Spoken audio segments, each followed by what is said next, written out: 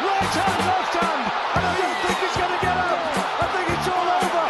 I think it's over. Is he going to get up? Can he get up? Can he get up? He does. Oh my goodness. Somehow Fury has managed to get up. If you haven't already, please also subscribe to us on Apple, Spreaker and Spotify. Just type in Brawl Boxing and you'll find us there. Thank you. I just want to start by giving a shout out to our amazing sponsor, CBD Uplift. They provide the best CBD products on the market, including oil, gummies and capsules. I've actually tried the products myself and I can genuinely say they're the best CBD I've ever had, especially the gummies. I'd seriously recommend anyone. If you use our discount code BRAWL20, you'll get 20% off and free shipping. So thanks a million, lads. Violent Gentleman, the newest and fastest growing boxing-inspired training/casual wear brand established in Northern Ireland. Violent inside the ropes, a gentleman outside of them. Behave accordingly. Check out their website, www.violentgent20.com, and all of their socials. Facebook, ViolentGent20, Twitter, ViolentGent20, and Insta, ViolentGentleman20. Thank you. Big thanks to Wow Hydrate, who've sponsored the podcast. They've provided me and the lads with some of their protein and vitamin waters, along with electrolyte drinks, which are the best on the market. Thanks for your continued support. We really appreciate it. Hello, folks, and welcome back to the Brawl Boxing Podcast. I'm Kieran McCourt, and I'm joined by co-hosts Colin McGuigan and Ryan McLaughlin. So, guys, we're very excited about this next guest, as he's without doubt one of the most exciting prospects in Irish boxing. Please welcome Gary Cully. Gary, how you doing, mate? How are you, lads? All good? All good. Yeah, we see you're not in Nass today. You're in Orlando, are you? I'm out in Florida at the minute, yeah, a little vacation. I'm just in on the balcony taking a break from the sun at the minute, but I'm hearing it's good weather back home as well, so you haven't got too much to be jealous of. Come on, now. We're not going to start comparing Ireland to Orlando. You're sitting like McGregor right there. We're talking my ankles all right, though. Them shades are oh my god! What a life. them trainers match the shades. I'm jealous. No, they were picked just coming out here to match them shades and all. Love that. You were saying, Gary, it's on a sub 16 5K. Yeah, first one yesterday, sub 16 club. When I got here last week, I did a 5K and it was 70 and 40 or something. And I wanted to kind of take a little bit of a break away from boxing while I was here because I've just been back home. Obviously, it's boxing every day. So I said I was going to do a good few runs, and every day just got quicker and quicker. I did a 70 and 40, 70 and 20, 60 and 40, 60 and 20.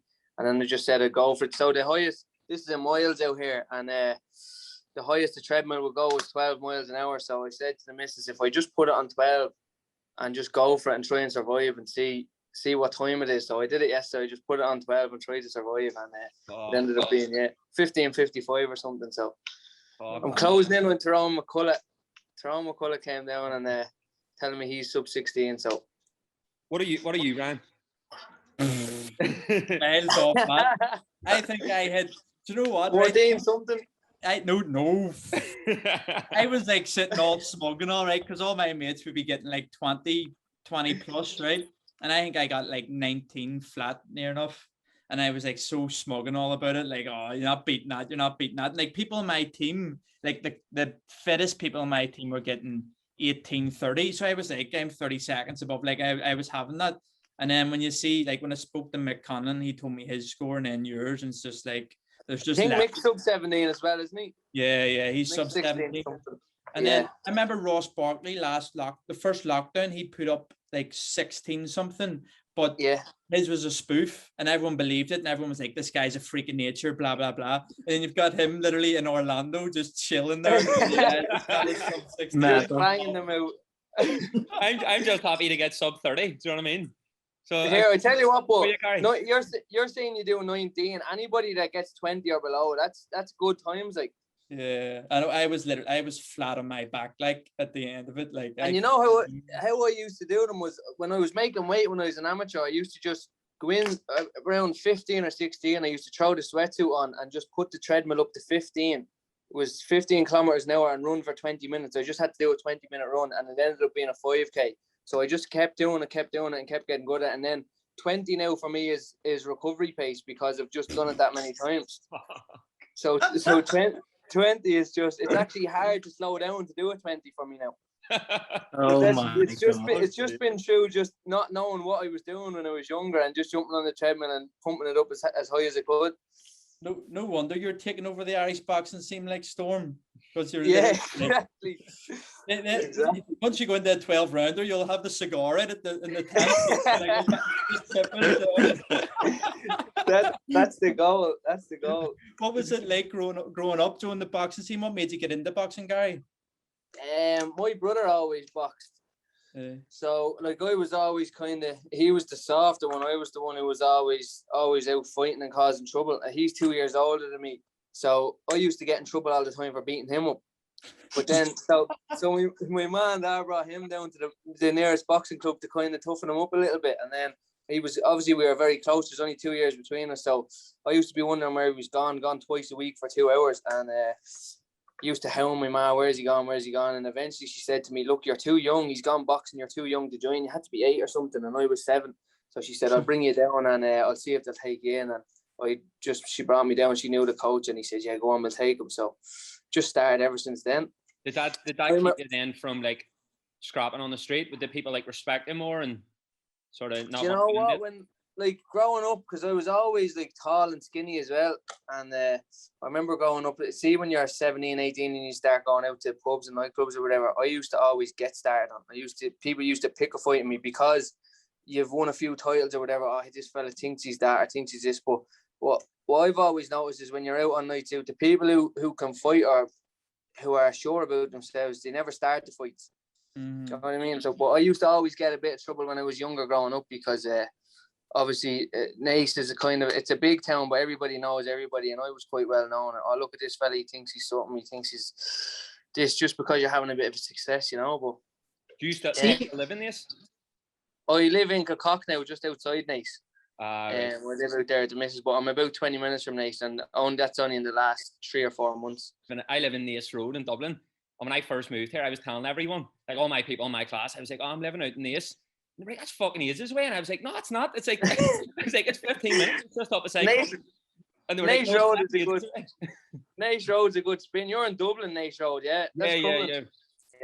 Yeah. Now, but, you know what? Is everybody in your class from Dublin? Yeah. Yeah, see, people from Dublin think Naas is a different world. Naas for me, like, I drive to Crumlin in 15, 20 minutes from Naas. But people in Dublin think anywhere outside Dublin just doesn't exist. It's not on the map. Do you know what I mean? Yeah, the world revolves around them in Dublin. Around Dublin, yeah. Is Naas a tough place growing up, Gary? Like, was it rough? Not really. Like, I kind of grew up in an estate where everybody thought it was rough, but obviously because I grew up there, I didn't think it was rough. Do you know what I mean? We kind of had the reputation. It's Sarto, people from Sarto, this and that. But like obviously, like I said, I grew up there. I never thought it was rough, but it's like anything. It's a community. We've a kind of close knit community there, and everybody knows everybody. So like probably now there's a bit more crime going on in Naas and a bit like drugs and stuff like that. But I think that's everywhere around Ireland. I think there's just a major problem with that in the whole country, not Naas, not just Naas, you know. But no, I wouldn't say it was overly rough, but probably where I grew up was one of the roughest parts. It's not as tough as Naas Road, is it? No, it's definitely not. Them Crumlin boys have it different up there. So, Gary, you obviously had what were you going to say, man? Well, I was just saying, see, so you've had like obviously a good bit of success now. See, when you go back there, do you feel like they're happy for you? Do you feel like you're supported well there? Because sometimes you can go back to places where you're from and you might get people envious of you. Do you know what I mean? Like you're out in Orlando there chilling, and us three are fuming right now looking at you. But do you get that? Do you get that when you're in Naas? No, I get mad love in Naas, honestly. Like when I was 17, I won the European Youth Championships, and I came back and the Naas Town Council, because their county council had a big memorial night and stuff. They like ever since I'm growing up as an amateur, I've had mad support from the town, from the county. And yeah, now obviously I don't live there, but when I go back to support the Naas is unreal that I do get. Yeah, you said there about winning the European Youth Gold. You obviously came up in what I would call sort of like a golden era, definitely the most recent golden era of amateur boxing. And you were coming up as sort of a young fella, like at the tail end of that. What was that like for you? Yeah, like I grew up I probably grew up when, was it before my Europeans was 2013, so when I came back from that, I would have been put kind of going into the senior team to the 2016 Olympics, when everybody thought that was going to be the most successful Olympics that we had. But yeah, I gained so much from that, because I obviously grew up in then, and then coming back to 2013, jumped in the senior squad, and you had the likes of Mick, Paddy training for the 2016 Olympics. Even in the lead up to the European Championships so the Olympics would have been 2012 as well. I would have been training with the senior, sparring the likes of John Evan, Katie, Mick, all these growing up at when I was 15, 16 years of age. So I gained massively from that golden era. Yeah, 100%. What was it like sharing the ring with Evan?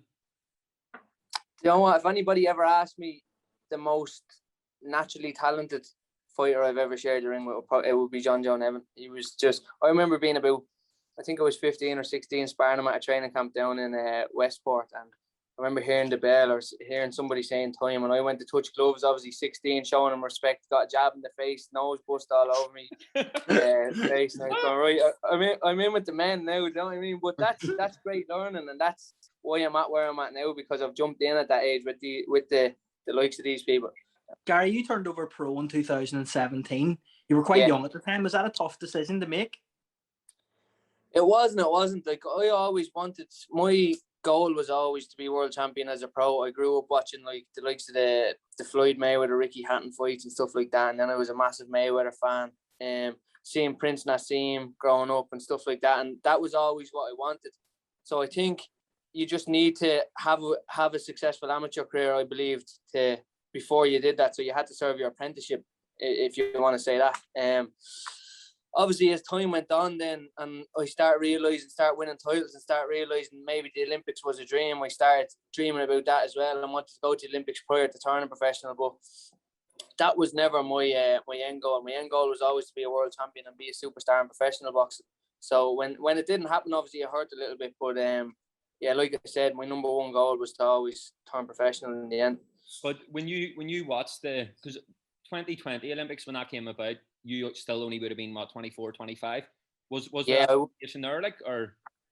My plan was probably 2020, win a medal in 2020 and then turn over. And then as time went on, and I was, like I said, I was training with the squad up until in around 2016. And then in the lead up to the Olympics, sparring Mick and seeing the work that he put into, he was after winning the world championships and then obviously going out there as one of the favourites to win gold. And then he got robbed by the Russian guy, and just seeing that and stuff like that, I was like, I wasn't really happy as an amateur.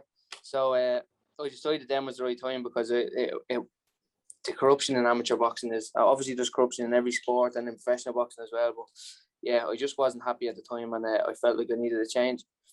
Now you've turned pro. Nearly all your stablemates are from Belfast, and your first 10 fights are in Belfast as well. So is it all right if we claim you as one of our own? I would say I'm half Belfast, maybe even 60% Belfast now. Yeah. What's the chaos like in the gym now with Tyrone, Sean McComb, and Tommy McCarthy? That must be mental.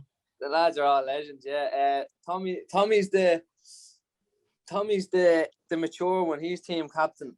So he likes to call himself. He likes to claim it. So we just let him have it. But Tommy's the quiet one of the lads, and then the other three are just chaos. I haven't seen much of Sean yet, obviously, because my fight was coming up, and then Sean's just joined. So I wasn't in the gym after my fight. He's training for his fight now, obviously. So when I go home, I'll see the chaos he's after bringing. But the two Tyrones is enough already, to be honest with you.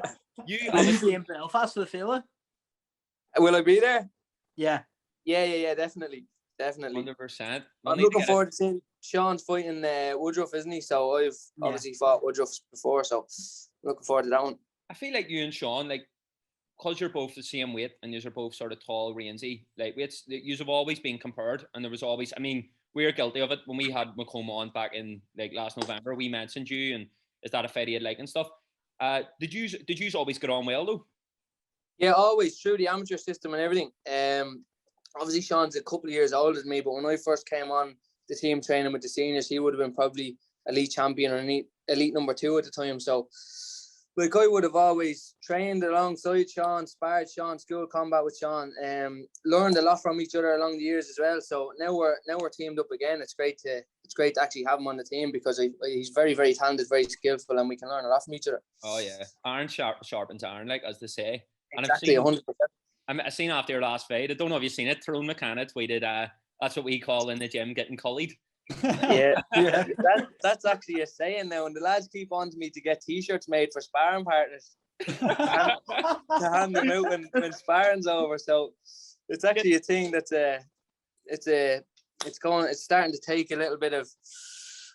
It's starting to gather legs, and I think I'm gonna have to get T-shirts made.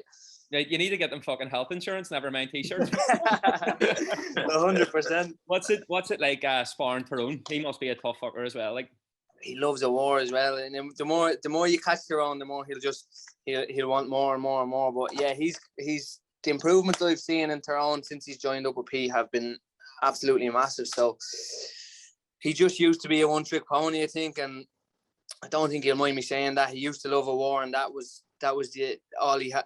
Not all he had. He could obviously box, but like his number one thing was go to war. And if that kind of didn't work out, he didn't really know what else to do. But his technique, his boxing, his punch vocabulary, everything is improving under P. And I'm looking forward to seeing this fight in the Fela because the improvements I've seen in him in the gym, he's a force to be reckoned with in the light welter division. So I'm looking forward to seeing the improvements he's made. I think it's going to be very tough for him not to get dragged into the war at that one in the falls. Yeah, especially because there's a bit of personal beef there from the time before and all. But look, I think it probably will be a war, but a war using boxing skills as well. Yeah, if that makes sense. Well, you're obviously in like what people would probably call like the sexiest division in boxing at the minute. You know what I mean? Yeah. You've got your Haney's, you've got your Garcias, Lopez, Lomachenko, Tank. When you look at them names, is that almost daunting for you, or is that exciting? It's exciting. I remember the first time after the fight in March when I went into the rankings the first time, looking at the rankings and seeing Linares and Lomachenko. I went in at 14 and seeing I think Linares 6 and Lomachenko 4, and at that time I was a bit taken aback because obviously they're massive names, and to see yourself just a couple of rankings below them is obviously a big deal. But it was nothing short of what I've expected and what I've been aiming for. So it's very exciting for me, and I'm looking forward to sharing the ring with these guys. I look at these guys, and people think I call them out, but like I've done a couple of interviews, and the captions have been Haney's beatable, but like it's not as if I'm calling him out. I respect Devin Haney. I think he's a phenomenal athlete. I think he's very, very skillful, but he is beatable, and I believe I have the skill set to beat him. It's not only Haney, all these guys, they're very, very good. But yeah, like I said, out of that division at the minute, who do you want next?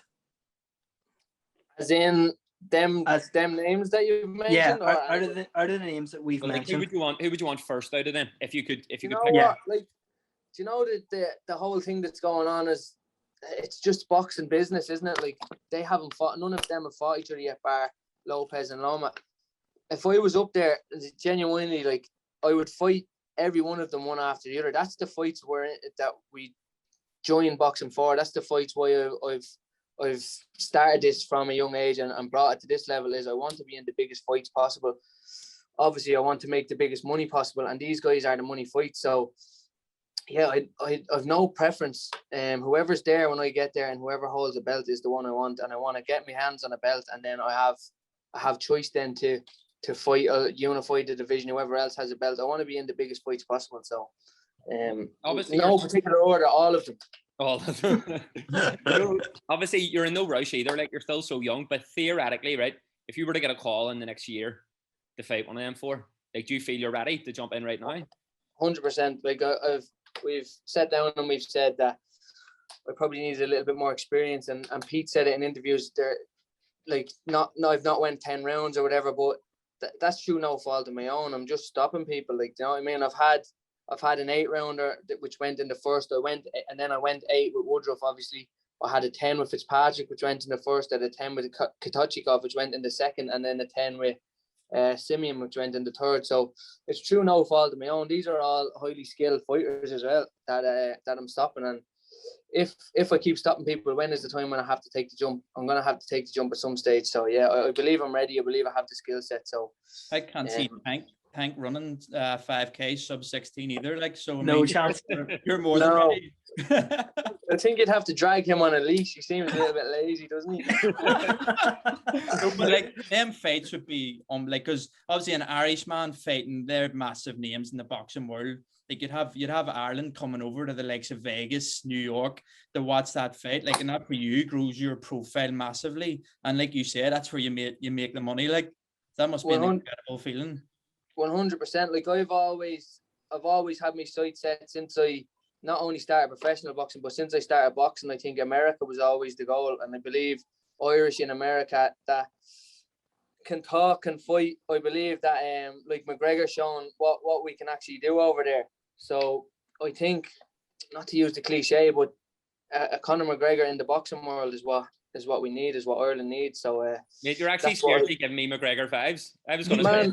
Do you know what? I've got it so much, and I get so much YouTube hate saying he's a wannabe McGregor. I'm just from Kildare, from near him, and I like my style a little bit, but like, you know what I mean? I do get a lot of that though. And do you know what? Even my ma says, "Geez, every time I see you, you're starting to look more and more like Conor McGregor." I rate that. Those gains, like that's what we need, as you say. It's all marketing as well, you know. I believe so, and I believe with Carl obviously retiring a couple of months back, and McGregor obviously we don't know what's going to happen with him next, but his best days are definitely behind him, I think. So I believe Ireland needs a new superstar to go over to the States and break the States, and I believe I'm the person to do that. Gary, obviously you're a lightweight, right? You're 6'2". How much of an advantage does that give you? Because in my head, it's like unconventional, really.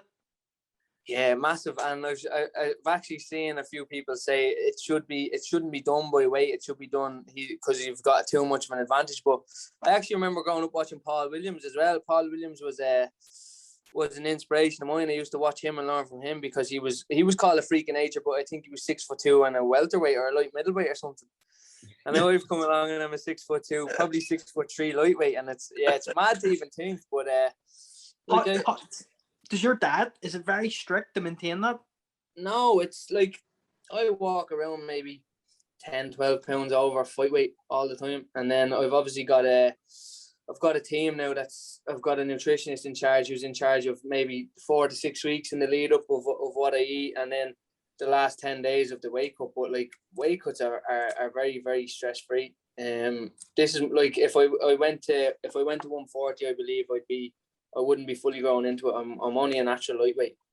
Yeah, 100%. Do you have any, see when you're talking there even about America and stuff, and about like, do you have any, like when you see like big fights in Ireland, obviously there's not been a lot in Dublin, but is there any place in like your hometown of Belfast where you'd like to sell it? My hometown of Belfast. Park, maybe Falls Park. Falls Park would be great, to be honest with you. The Tree Arena in Dublin also would be unbelievable. But hopefully we have. Is there anywhere in the issue good? Yeah, Nace Racecourse, outdoor venue. Yeah, 100%. I've got contacts in the racecourse that can make that happen also. So when can we hope to see you next out, Gary? This year, you plan on fighting a number of times? I plan on fighting maybe twice more before the year is out. So maybe September, start of October, and then again before Christmas. All going well. There's a lot going on behind the scenes, and my team's doing a lot of work as well. So we've a bit to do when I get back. But yeah, definitely twice more, I think, before the year is out, and hopefully on bigger screens and bigger platforms. I would have loved it. Would have loved to see you at the field. I would have loved to be on it myself. I would have loved to be, and I was pushing for it. I could still fight on it now if there's anybody that. Jimmy. We'll get you on. Jimmy coming for you. I'm ready to go. I've just done it. You see in the 5K yesterday. I'm ready to rock. So, Gary, when you're up here supporting your teammates, we're obviously going to be at the field, so we'll do a sit down interview with you. Sure. Are you up for a couple of days? Or are you just up for the fight now? I'll probably be up for maybe not all of fight week, but if there's press conferences, I'll be up for the weigh-in for sure. And if there's press conferences, I'll be up there for that. But I'm not sure what way it's working yet. But yeah, I'll definitely be up for a couple of days. Happy days. Then we'll get a proper sit down, Gary. We've all been big fans of you, but meeting you, you're an absolute gentleman as well. So we'll be following your career closely. Appreciate that, lads. Thank you very so much. much. Thanks a million, Gary. We'll Appreciate see you it. in 2 weeks then. Thank you for your time. I'll see you at the fella, yeah? Yes, Top right. man, Yeah, Gary. see you there, Thank mate. Thanks a million. Bye-bye. Well, folks, that's it for our episode with Gary Cully. Please join us again next week when we'll be back with another very special guest. Heavy hitters punch bags are great for improving your technique as they're soft on your hands, which allows you to train longer and harder with less damage compared to a traditional punch bag. The product is great for building strength and fitness, and is fast becoming a favourite piece of equipment in many gyms up and down the country in improving their members' cardio. For any gym owners listening, one of the advantages to heavy hitters is that they can be used outside in fair weather and can be easily wiped down compared to larger traditional boxing equipment. These are obviously two massive advantages in the current climate that we all find ourselves in. Heavy hitters sell the product in 3 different sizes, meaning that they can accommodate to every customer's practical needs and abilities. If you check out their website today and use the code BRAWL20, you'll get 20% off all orders over £50. Personally, for us, heavy hitters have sent me and the lads a punch bag each, and I can't vouch for the product enough. It's so handy to set up and a great way to release some of the stresses of your everyday life. Definitely go and have a look on their website. You won't be disappointed. A massive thank you goes to That Prize Guy, who has also sponsored the podcast. That Prize Guy is a company who runs competitions daily on their Instagram and Facebook. They're based in Bangor in Northern Ireland, and they have a range of prizes from Range Rovers to Rolex watches and even 20 grand in cash. If you check out their website at thatprizeguy.co.uk, you can enter any of their competitions there. And if you use our code BRAWL20, you'll get 20% off and free shipping. So thanks for the continued support, lads. It's much appreciated. Hell, this is my 5th take of this intro. My dad likes to call that life, but I'd like to call that white girl problems. Met her back in autumn. Every gift I try to get her, she already got them. Messing with the TA, wonder what she taught him. Work her way down, literally to the bottom. Where are all my best friends? How can I ignore them? Never gonna text them, I am too